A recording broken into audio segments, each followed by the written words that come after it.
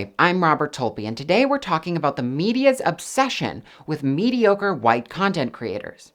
I know this is a really meta topic because I'm white and hardly the best video essayist on YouTube, but I feel like at some point, all creators like me have to address that we didn't get to where we are by magic. Due to systemic bias, white content creators receive far more press, engagement, and revenue than creators of color who are just as talented, if not more talented, than they are. This problem exists everywhere, but it has come to the forefront on a social media app known as TikTok.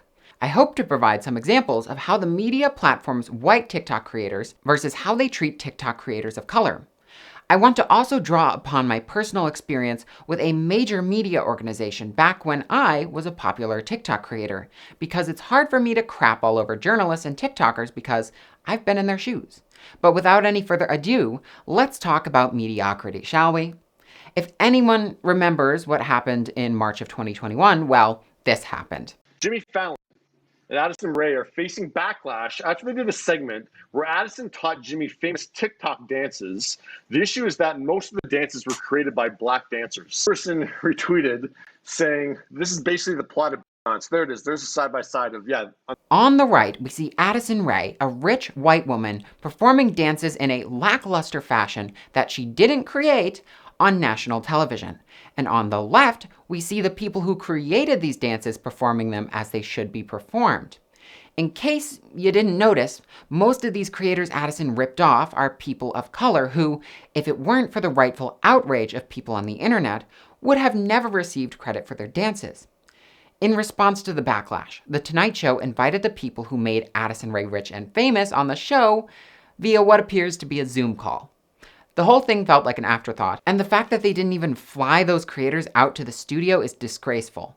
But all this makes me wonder, how did we get to this point where the TikTokers the media choose to highlight are not just white, they've always been white, but also mediocre? Your average person's idea of what TikTok is that it's an app where pretty white people dance to music, get views, and get millions of dollars, but it's not that simple. In reality, TikTok has a diverse user base and a whole other side to the For You page, which is the algorithmic feed of content that's personalized to each user on the app. On the other side of the For You page, black creators have been dancing to popular music even before it was mainstream to do so. Isaiah Jones is perhaps the most influential of these dancers, and he was able to join me on Zoom. So, hi, how are you? Hi, how you doing today? Can you tell us a little bit about yourself? Yes, okay, so my name is Isaiah Jones. Y'all might know me as Global Jones. Before the likes of Addison Rae and Charli D'Amelio ruled the app, the dancing scene on TikTok was a small collection of people, mostly from an app called Dub Smash. How long have you been doing TikTok now? When did you first join? Since 2019, early 2019, I started TikTok. First, I was a Dub Smash dancer. I started in like 2015. Although the app is soon to be deactivated, its user base had a lasting impact on TikTok, as it began to create some of the most iconic dances of 2020.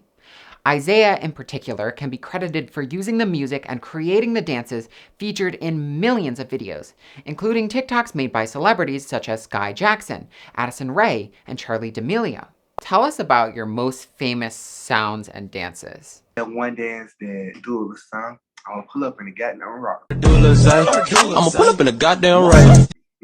That dance. The one song by Deli Bow, like badass. What you looking at? I'm a badass bitch, what you looking at? I'm gonna throw that back like a Cadillac. Oh, you did that one too? Yeah. If you had to put a number on it, how many views and uses total cumulatively have your sounds and dances racked up? I have one sound that's like over 12 million. Oh my goodness, on that one sound, 12 million videos. But even with the massive impact Isaiah's dances had on the app, he has received almost no notoriety from creating these dances. I never got credit for any of them. Not only did Isaiah not receive much credit for his dances, but large creators like Charli D'Amelio have actually been credited for them instead. It always go to Charli. Like Charli be the top one of all my dances.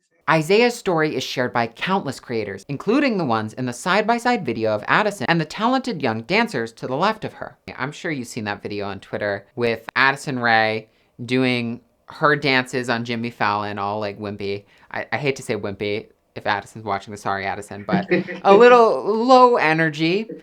Yeah. And then the original creators on the left, like absolutely killing it.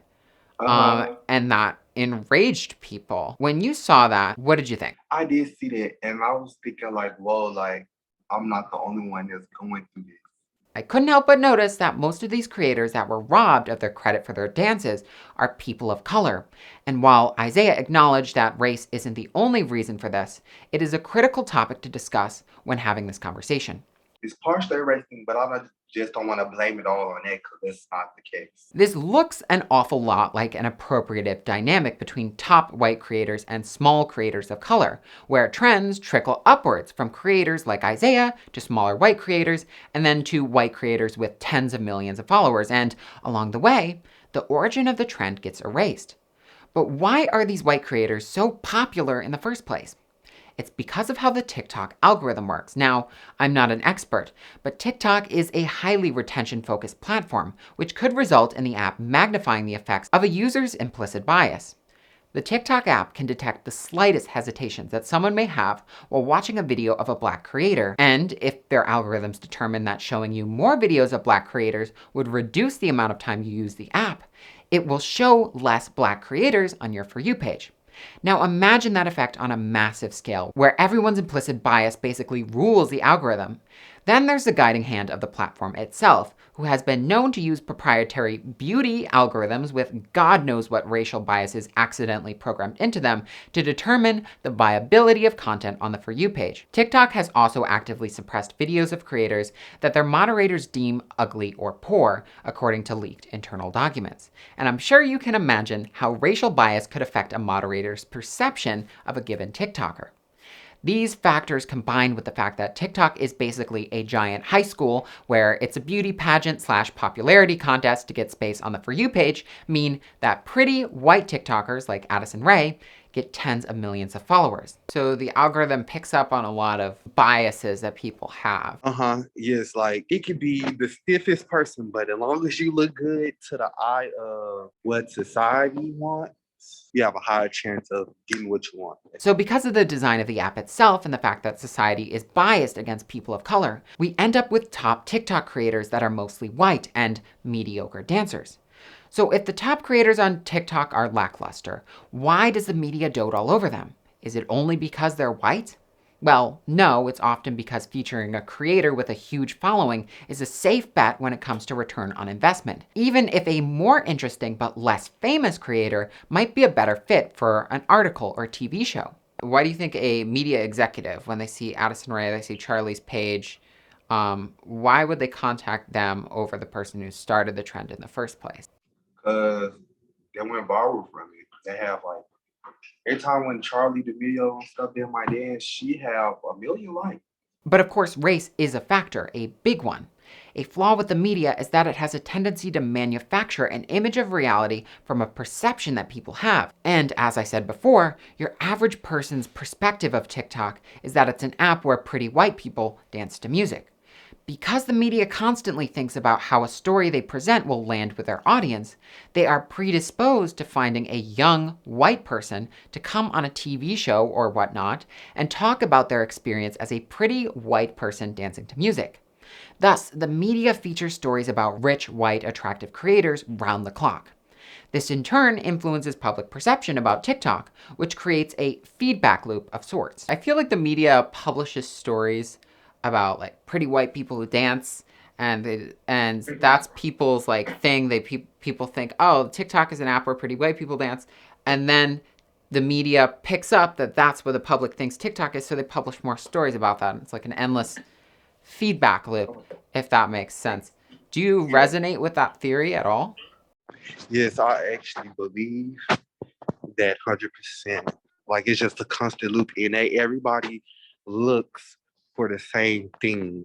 And of course, most media executives are over 50 and have their own misconceptions about TikTok as well. But beyond perception of the app, the media has always rewarded mediocre white people for doing the bare minimum. You see this a lot when the media talks about white men especially.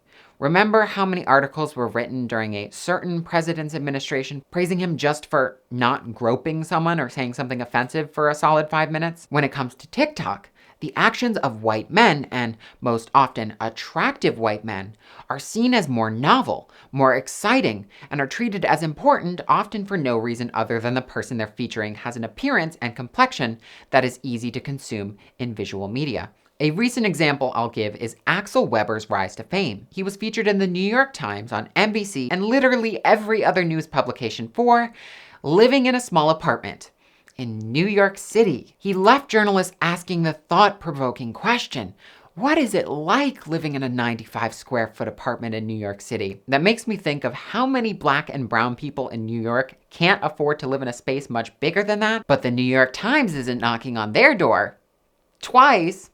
This is not to hate on journalists, especially Taylor Lorenz. Please don't unfollow me on Instagram. These writers have bosses who tell them what to write.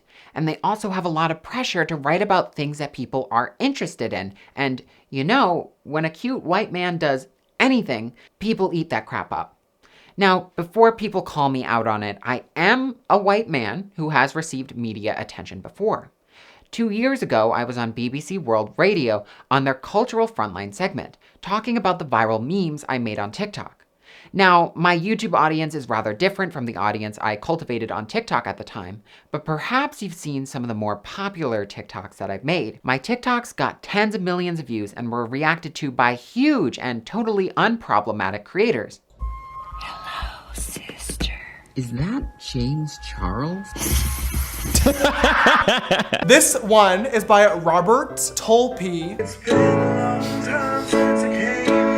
What? Because I had that experience being interviewed and getting that direct message from a reporter working for such a huge and influential organization, I want to refrain from blaming creators for being featured in the media. I also don't want to imply that every white creator that has ever been interviewed is mediocre. White people have the ability to actually be of public interest sometimes. Imagine that.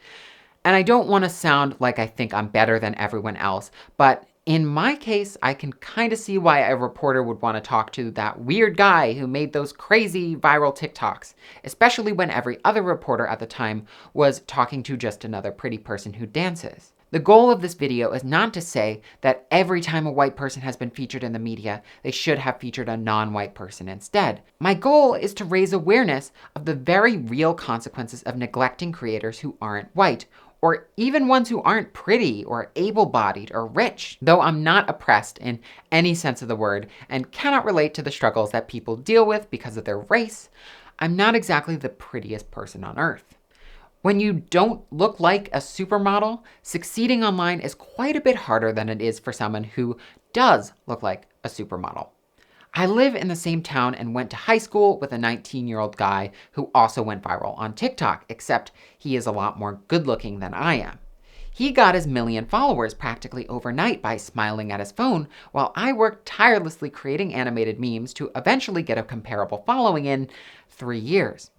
I never saw the transfer that he did to my other social media platforms, and never got that elusive blue check on TikTok despite the media attention I got from my virality. I know I sound like a bitter bitch envious of a college freshman that I shouldn't be comparing myself to, and I am, but it's just not fair. I can't even fathom how people like Isaiah, who deal with a lot more injustice than that, to say the least, cope with their feelings without being miserable. And do you feel any kind of anger or animosity towards these creators that are doing so well? No, I actually don't. No, I actually don't. I just know that time, but I do feel a little down. Sometimes I know you could have did better in giving me recognition, but in the long run, as in like me having animosity or hate towards anybody, no. This is not all about feelings, though. There are tangible consequences involved. Not getting the opportunities that people are handed to on a silver platter can impact how much revenue you bring in online. Do you think you've missed out on a lot of revenue because you haven't received the credit for all your dances and sounds? Most definitely. Most definitely. How much are we talking about? Hundreds of thousands, millions? Hundreds, I'll say hundreds of thousands. Hundreds of thousands? Yes, I say that. I see people making bank. But me, I really haven't received anything off of TikTok, and I have a whole job, and I be like, wow. That's another reason I stopped dancing, because I'm over here slaving and trying to figure out when my next meal going to come versus somebody else doing my dance and taking all the credit for it. And they living good. While Isaiah says he's a paycheck away from not eating on a given night, some of the creators who used his dances and sounds without giving him credit have become multi-millionaires. Obviously, this is extremely unfair, but whose fault is it? While the creators who used his dances are certainly complicit in the situation, I question what has TikTok done to rectify this injustice? I mean, they started paying us, but only about 50 cents a day, and that's with an account my size. They might as well have spit in our faces. When it comes to creators who have done things as impactful as what Isaiah has done, realistically, the platform owes him millions of dollars, which is a fraction of the revenue they generated from the contributions he made to the app for free.